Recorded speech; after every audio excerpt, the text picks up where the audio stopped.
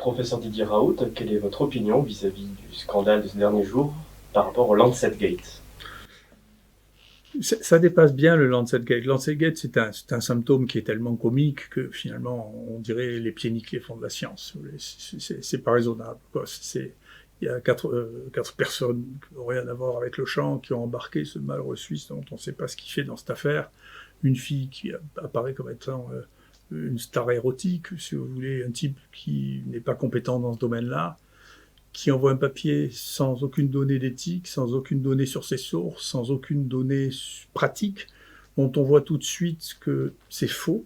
Moi, on m'a contacté au plus haut niveau le vendredi pour me demander ce que j'en pensais, parce que le ministère était en train de prendre une réaction extraordinairement rapide et en urgence, et je leur ai dit, écoutez, laissez-moi 2 jours que j'analyse le résultat, que j'analyse ça, que je regarde ça, parce que je ne me prononce pas sur un titre. Je sais lire les articles. Je suis probablement lu ou revu plus d'articles qui étaient dans les comités éditoriaux les plus nombreux de ce pays et en maladies infectieuses au monde en général. Donc je sais lire un article. Quand vous lisez cet article, vous voyez immédiatement que c'est un faux. C'est pas vrai. C'est-à-dire qu'il y a plus de morts dans cet article que dans les pays qui les ont déclarés. Vous voyez qu'il y a aucune donnée pratique. Et puis surtout, il y a une chose, encore une fois, que les gens oublient et qui est une chose qui est très étrange, très intéressante, qui explique ça et la suite, c'est que les gens ne font plus la différence entre les données réelles et les données digitales de Big Data. Nous, quand les gens me posent la question de savoir si on était ému pour tout ça, j'ai jamais été ému parce que tous les matins, on regardait combien il y avait de gens dont on a fait le diagnostic, qui étaient là.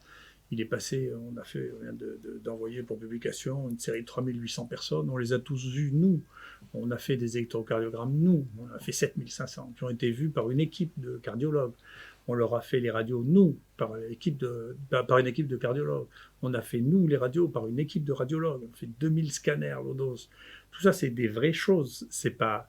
Et donc, quand vous me dites, écoutez, voilà, dans tous les malades qui sont passés ici, vous savez, il devrait y avoir 10% de morts avec l'hydroxychloroquine, je ne sais pas de quoi on parle. Vous voyez, c'est qu'il y a une telle différence entre la réalité et un article qu'on est capable de faire avec un ordinateur sans avoir vu un seul malade, sur lequel la presse se jette parce qu'ils ne savent pas lire ces articles scientifiques.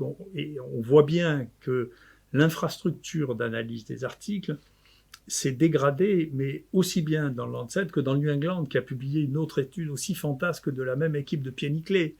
Le British Medical Journal, qui fait enlever tous les tests significatifs en faveur de la chloroquine dans un article, et dans un autre article, fait par un méthodologiste célèbre, qui était aussi celui du Mediator, refuse d'analyser le fait que l'association hydroxychloroquine plus azithromycine est plus efficace que tous les autres traitements prévus. Donc, il y a une espèce d'emballement dans lequel l'opinion devient plus importante que la réalité scientifique. Les méthodes servent à démontrer qu'on a raison, quelle que soit la situation, et à la fin, on oublie tout ça, c'est qu'il y a des vrais docteurs qui voient les malades, qui les analysent. Ici, pour faire ce travail sur 3700 personnes, il y a eu entre 250 et 300 médecins, pharmaciens, internes, étudiants en médecine. Il y a eu 100 médecins bénévoles qui sont venus nous aider à téléphoner aux gens qui étaient positifs parce qu'on a fait 150 000 tests pour 54 000 personnes ici. On avait 100 étudiants qui étaient là pour rentrer tout dans les bases de données. Et pour me faire croire qu'il y a 5 personnes dans un office qui arrivent à faire 20 fois plus que ce que nous, on a fait avec plus de 250 personnes, je ne crois pas, parce que je ne crois plus au conte de fées depuis très longtemps. Donc c'est juste pas vrai. Il suffit de réfléchir 2 minutes pour voir que c'est pas vrai. Et donc, il y a un vrai problème qui est, il y a une communication dont je comprends bien qui la pousse sur le Remdesivir, qui n'est pas raisonnable, qui m'apparaît être plus des jeux boursiers que de la réalité médicale. Il y a une communication sur la chloroquine qui est devenue passionnelle à un point extraordinaire, motivée par à la fois la haine de Trump et de Bolsonaro qui ont dit à mes dépens que la chloroquine était une chose très bien. Et puis il y a quelque chose qu'il faut voir, il ne faut pas inverser les choses. Il y a une haine des vraies élites. Les vraies élites, c'est nous, en réalité. Donc les gens disent pourquoi les élites vous aiment pas? C'est pas les élites qui n'aiment pas, c'est eux qui n'aiment pas les élites. Moi je suis une star des maladies infectieuses. J'ai tout eu, j'ai un cursus qui fait rêver à peu près n'importe qui, aussi bien la fonction officielle. J'étais le plus jeune président de l'Université de France, le plus jeune président de médecin, le plus jeune de tous les professeurs de la classe exceptionnelle, le professeur le plus ancien dans le grade le plus élevé de tout ce pays en médecine. J'ai tout eu dans ma vie. Donc, si vous voulez, c'est moi l'élite. Mais ce pays, de temps en temps, a des crises dans lesquelles il veut décapiter son élite. Et par la Révolution, on a décapité Lavoisier. L'INSERM, en 1980, a décapité les 5 médecins les plus célèbres de France. Hamburger, qui avait inventé la greffe rénale, Dossé, qui était le seul prix Nobel en activité, Minkowski, Maté, qui avait inventé l'immunothérapie et le traitement du cancer de la vessie, parce que ils avaient dirigé leur unité pendant plus de 12 ans et que c'était pas supportable qu'on dirige une unité pendant plus de 12 ans. C'est ce pays qui est comme ça. De temps en temps, il a une crise dans laquelle il coupe les têtes de son élite la plus connue et la plus représentative. Il ne faut pas inverser les choses. C'est pas moi qui suis l'élite, n'est pas contre moi. Non, c'est les deuxièmes couteaux qui sont contre moi. C'est tout. C'est les deuxièmes couteaux qui haïssent les premiers couteaux. C'est la vie. C'est banal. Vous savez, ça arrive dans beaucoup de comités éditoriaux parce que j'en connais beaucoup.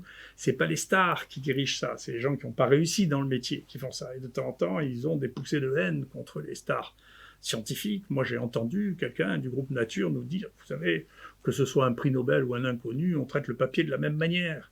Ce qui est une folie, la crédibilité de celui qui écrit, c'est essentiel. Sinon, il se passe, à force de dire ça, qu'on finit par éditer les pieds nickelés.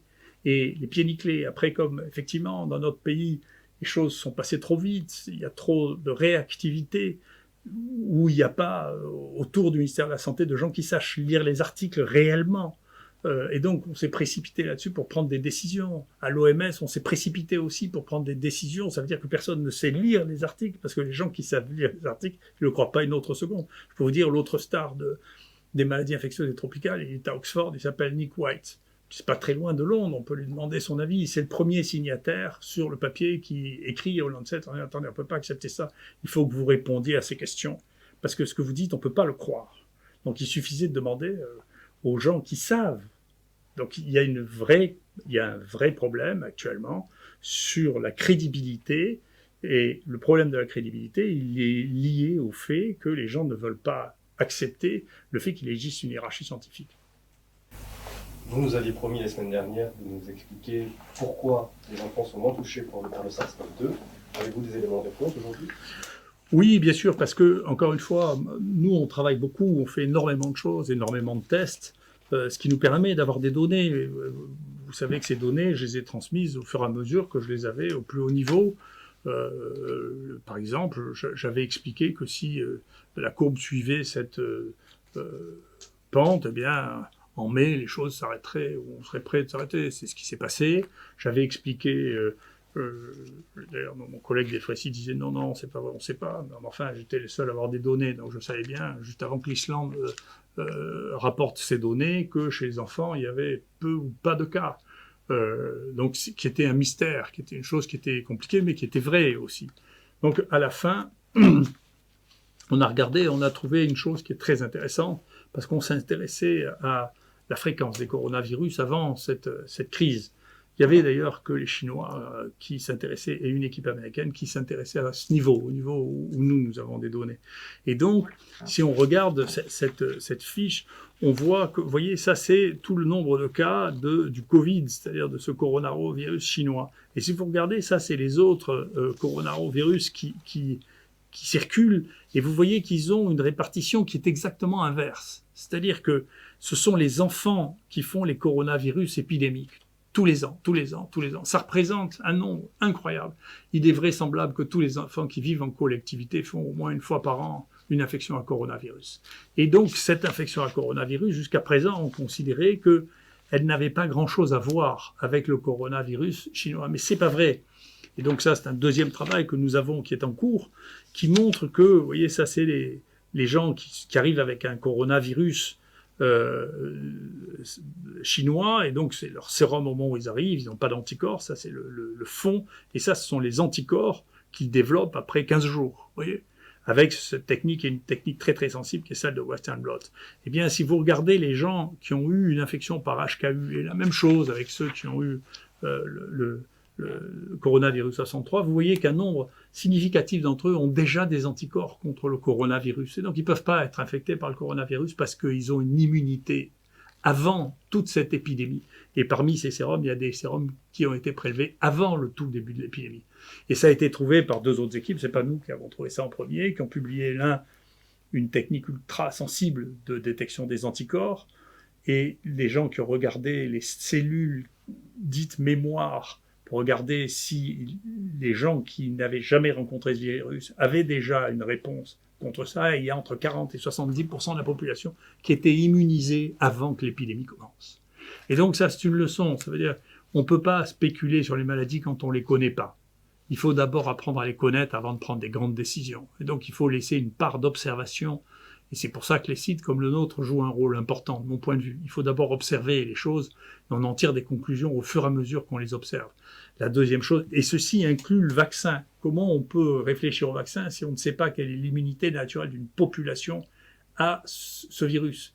Est-ce que, s'il se confirme que 70% de la population, en particulier tous les plus jeunes, jusqu'à, vous voyez, les gens apparaissent être immunisés jusqu'à l'âge de 20 ans, 30 ans, 35 ans, est-ce que si on développe une vaccination, est-ce qu'il va falloir cibler les gens qui ont plus que cet âge-là? Parce que chez les enfants, ils sont déjà immunisés par la circulation de ces virus. Donc il y a des questions scientifiques qui se posent en dehors de toutes ces passions, que ce soit des passions sur le métier qu'on développe, ou les passions sur le fait qu'on aime Trump, ou sur le passion sur le fait qu'on aime Macron.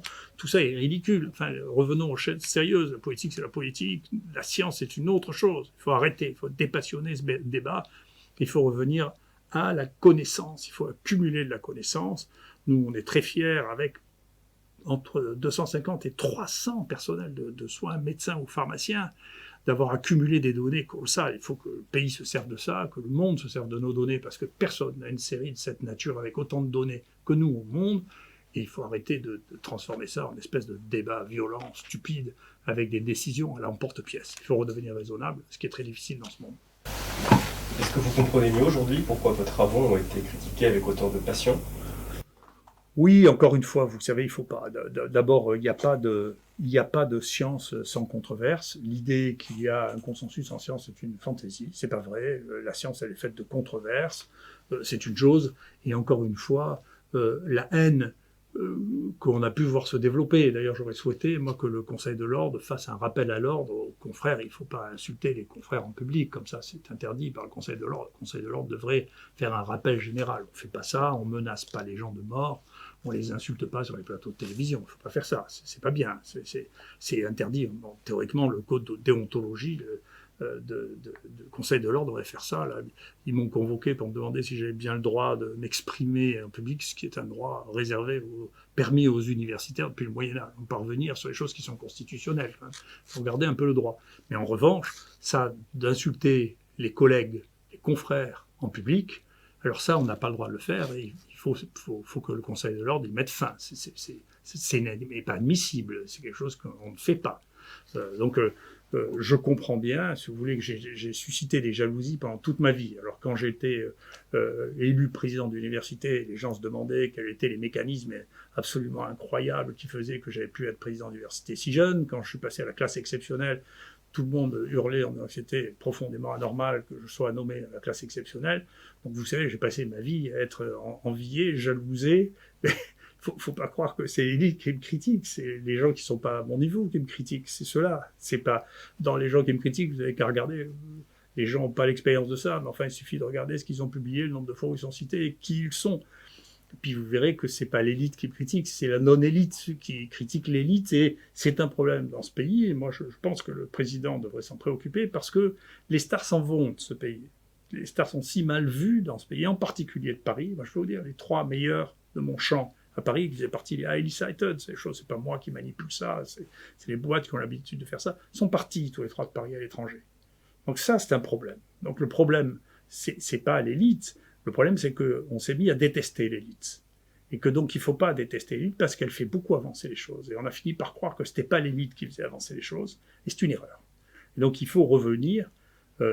L'INSERM devrait se poser des questions quand, vous savez, la seule unité de l'INSERM de bactériologie qui était dans l'hôpital dans lequel est Delfrécy d'ailleurs, est partie, les deux sont partis en Suisse parce qu'ils en avaient marre de travailler à l'Licence publique de Paris, si vous voulez, on devrait se poser des questions. Quand vous avez le type qui est le meilleur, c'est bien, d'ailleurs il est rentré dans le conseil scientifique, et lui c'est un très bon, Jean-Laurent Casanova, je m'excuse, il travaille à New York actuellement. Et c'est vrai que c'est probablement le plus grand généticien des maladies infectieuses. Donc il y a des questions qu'il faut se poser dans ce pays, c'est pourquoi on n'arrive pas à traiter correctement les gens qui sont les meilleurs dans leur domaine. d'abord, la presse ne sait même pas qui est qui, donc elle finit par croire que les gens qu'ils ont réussi à inviter sur le plateau sont du même niveau que les gens sur qui on dit du mal, ce qui n'est pas raisonnable. Donc il y a un manque de professionnalisme qu'il faudra bien corriger pour restaurer la crédibilité. Et deuxièmement, il faut se poser une question de savoir pourquoi on déteste tellement les gens qui sont la gloire de ce pays. Il faut arrêter.